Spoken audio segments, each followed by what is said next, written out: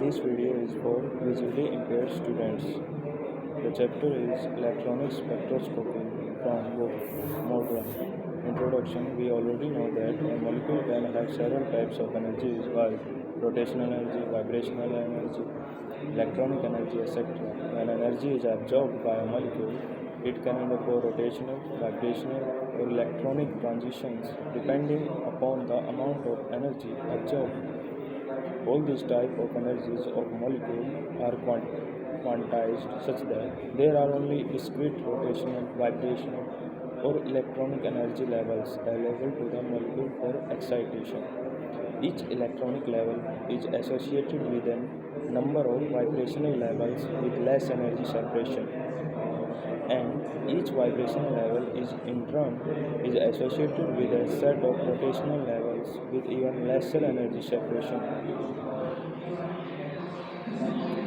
When the molecule absorbs energy in microwave region, the transition in rotational energy levels takes place, and rotational spectra are observed. Although vibrational spectra are obtained by the transition of molecules in vibrational energy levels when it absorbs energy in infrared region, when a molecule absorbs energy in the visible region or ultraviolet region. It jumps from one electronic level to another such that electronic transition take place giving rise to electronic spectra. So the electronic spectra of the molecules are observed in visible and ultraviolet regions of the electromagnetic spectrum. Bohr-Oppenheimer approximation. Bohr Born-Oppenheimer approximation. The total energy of a molecule is composed of contributions due to electronic energy, nuclear energy, and energy due to vibrational, rotational, translational modes of motion. For real molecules, it is not possible to trace these energies independent of each other, but in practice, these energies are considered separable and independent of each other. This is because these energies differ by a large magnitude. Based on the nature and magnitude of these energies, Born and Oppenheimer put forward an approximation in 1927. This approximation assumes that since the nuclei are several thousand times heavier than the electrons, therefore the nuclei are expected to move much more slowly than electrons. Thus, nuclei may be assumed to be stationary while the electrons move at much faster speed relative to them. Therefore, according to Born-Oppenheimer approximation, the electronic motion and the nuclear motion are treated independent of each other.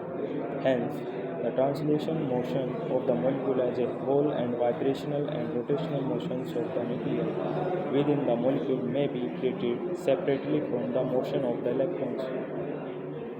Therefore, according to Born-Oppenheimer approximation, the electronic energy may be treated separately from the translational, vibrational, and rotational energies of the nuclei. Therefore, the total energy of a molecule according to this approximation is given by E is equal to E translational plus E rotational plus E vibrational plus E electronic, such that the energy of the molecule is sum of translational energy, E translational, rotational energy, E rotational, vibrational energy, E vibration, and electronic energy, E electronic. Now, the translational energy is not quantized, whereas all other energies are quantized.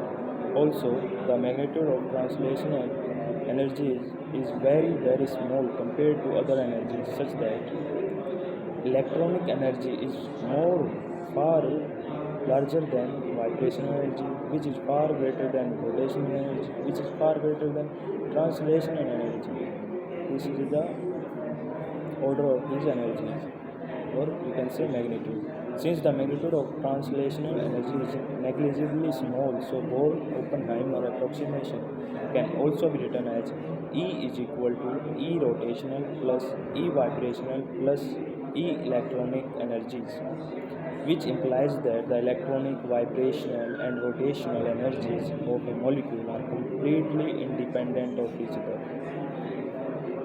Next section is types of molecules exhibiting electronic spectra.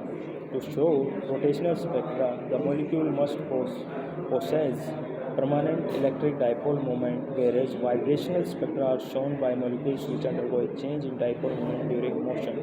On the other hand, the electronic spectra are given by all the molecules because the electronic excitations cause change in electronic distribution and hence are always accompanied by a dipole change. Therefore, the homonuclear diatomic molecules such as H2, N2, etc. do not give rotational or vibrational spectra but show an electronic spectrum. Next section, the nature of electronic band spectrum. The electronic spectrum is produced when a molecule jumps from lower electronic level to higher electronic level. The light from visible or ultraviolet region is capable of inducing transitions in the electronic, vibrational, rotational energy levels of the molecule. Thus, the electronic spectrum of a molecule results from transition between electronic energy levels accompanied by transitions both in vibrational and rotational energy levels. As mentioned in the previous section, according to Born-Oppenheimer approximation, the total energy of the molecule in the ground state is given as E is equal to electronic energy plus vibrational energy plus rotational energy. Assuming that the Born-Oppenheimer approximation is valid in the excited electronic state also, the energy of the molecule in excited state is given by E dash is equal to E dash electronic energy plus E dash vibrational plus E dash rotational. The change in energy for an electronic excitation is given as delta E is equal to E dash minus E is equal to electronic E dash minus E electronic plus E dash vibrational minus E vibrational plus E rotational dash minus E rotational is equal to, or delta E is equal to change in electronic energy plus change in vibrational energy plus change in rotational energy. The frequency of the electronic transition is obtained by applying Planck's quantum theory. Delta E is equal to h nu is equal to hc nu bar. Nu bar is wave number. Nu bar is equal to delta E by hc. Writing equation 2 by hc, we get nu bar is equal to change in electronic energy plus change in vibrational energy plus change in rotational energy by hc centimeter inverse. Equation 3 indicates how an electronic transition possesses vibrational and rotational structure. The approximate order of magnitude of these energy changes is change in electronic energy is similar to change in vibrational energy into 10 to the power 3 is similar to change in the rotational energy into 10 to the power 6.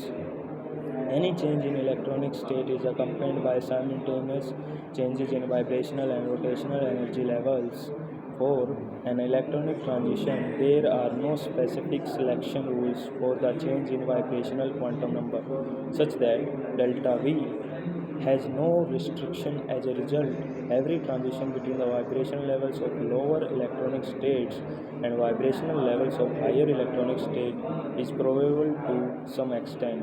In the ground electronic state, almost all the molecules occupy the lowest vibrational state, nu is equal to 0. In accordance with the Franck-Condon principle, the transitions which take place in vibrational state of higher electronic state is that 0 to 0, 0 to 1, 0 to 2, etc. Such a set of vibrational transitions appear as force structures and constitute a band in the electronic spectrum. Along with this, the rotational transition also occur within the vibrational levels of the same electronic state. These rotational excitations result in the lines and produce a fine structure within each band. As a result, the electronic spectrum is quite complex, consisting of series of band groups. Despite their complex nature, the electronic band spectra of molecules are preferred over types of spectra.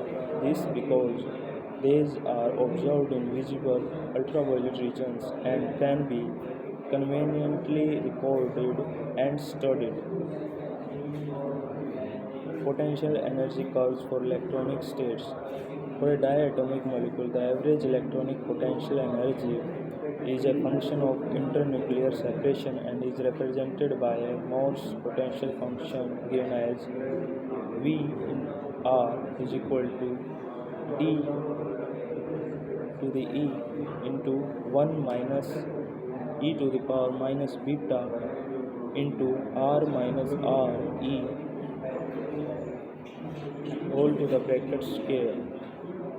D is the dissociation energy of the molecule. Beta is the A constant for a given electronic state. R is internuclear distance. R is E is equilibrium internuclear distance. A potential energy curve for diatomic molecule is obtained by plotting electronic potential energy against the internuclear distance between two atoms. A typical potential energy curve of a diatomic molecule is shown in a figure 2. Each electronic state is made up of vibrational levels indicated by horizontal lines and are indicated by appropriate vibrational quantum numbers. Each vibrational level is associated with rotational levels. It is clear from the curve that potential energy decreases as the internuclear distance between them is decreased. The potential energy is minimum at equilibrium distance Re. At the equilibrium internuclear distance Re, the potential energy is minimum. Even at the equilibrium distance, the atoms are vibrating, thus their potential energy also keeps on oscillating about the minimum value. Thus, each electronic state is represented by a Morse potential energy curve. The probability of finding the molecule in vibrational energy level is indicated by a probability distribution curve in various vibrational states. In figure 3, according to quantum theory, for nu is equal to 0, the molecule is most likely to be found at the center of the ground vibration level, whereas for higher levels nu is equal to 1, 2, 3, etc. the probability of finding the molecule is high at the extreme positions. Thank you.